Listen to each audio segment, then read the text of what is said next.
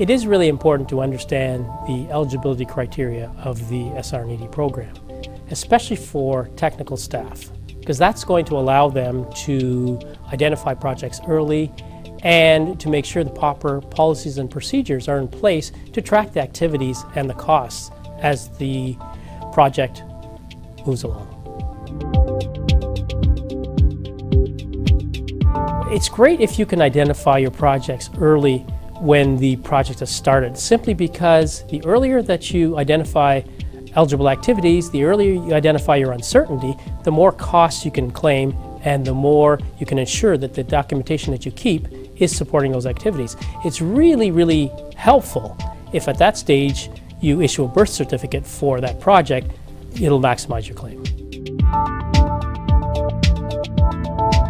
Keeping contemporaneous documentation to support your eligible SR&ED activity is very important, simply because CRA over the past few years has become more stringent in what they require to support eligible activity.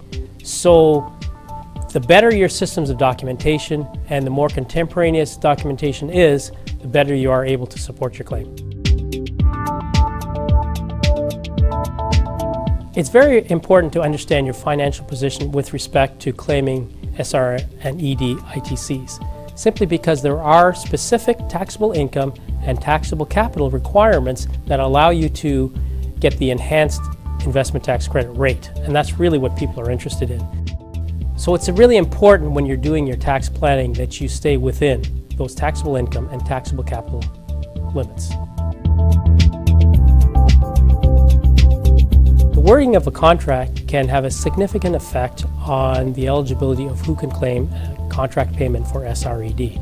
Therefore, it's really important that all contracts specify who's performing the work, who owns the IP, and who's going to be directing the SR&ED so that the amounts, contract payments, can be claimed.